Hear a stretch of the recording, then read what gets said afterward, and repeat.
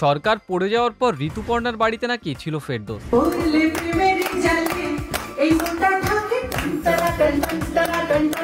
হঠাৎ বৃষ্টির মতোই হঠাৎ করেই বাদ পড়লেন চিত্রনায়ক ফেরদৌস ও ওপার বাংলার জনপ্রিয় অভিনেত্রী ঋতুপর্ণা। দুজনের বেশ পুরনো বন্ধুত্ব, বন্ধুর অসময়ে নিজের বাড়িতেই দিয়েছিলেন ঠাঁই। এসবই কি কাল হলো ঋতুপর্ণার? সুযোগ বুঝেই কি এন্ট্রি শ্রীলেখা মিত্রর? জানবো বিস্তারিত।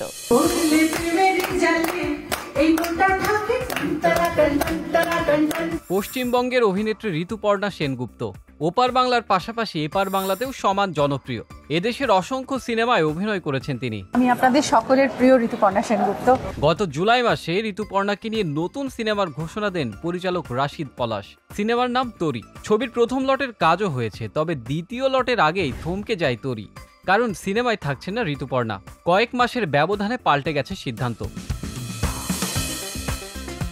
সিনেমার পরিচালক রাশিদ পলাশ নিশ্চিত করেছেন, ঋতুপর্ণা নন, ওই চরিত্রে অভিনয়ের জন্য কথাবার্তা চূড়ান্ত হয়েছে শ্রীলেখা মিত্রের সঙ্গে। ঋতুপর্ণাকে বাদ দেওয়ার প্রসঙ্গে নির্মাতা জানিয়েছেন, ছাত্র জনতার গণ অভ্যুত্থানের পর দেশের চিত্র অনেকটাই পাল্টে গেছে। প্রথমত, বাংলাদেশে ঋতুপর্ণার পরিচিতি অনেক বেশি। তাকে অনেকেই চিত্রনায়ক ফেরদৌসের ঘনিষ্ঠ বন্ধু হিসেবে জানেন। এদিকে ফেরদৌস আওয়ামী লীগের সাবেক সংসদ সদস্য, এটাও একটা বড় কারণ হিসেবে দেখা গেছে। আমাদের শুটিং হবে এমন একটি জায়গায় সেখানে সাধারণ মানুষের আনাগোনা অনেক বেশি। এরকম একটা পরিবেশে ঋতুদির মতো একজন অভিনয় শিল্পীর কোনো অসম্মান হোক, তা আমরা কেউ চাই না। অন্যদিকে শ্রীলেখা মিত্রকে নির্বাচনের ক্ষেত্রে নির্মাতা বলেন, গল্পের চরিত্রের সঙ্গে যেমন তার মিল আছে, তেমনি ছাত্র জনতার আন্দোলনের সময় শ্রীলেখা দিদি বৈষম্য বিরোধী আন্দোলনের সপক্ষে সরব ছিলেন, আর সেজন্যই তরি সিনেমায় রানী চরিত্রের জন্য তাকে চূড়ান্ত করা হয়েছে।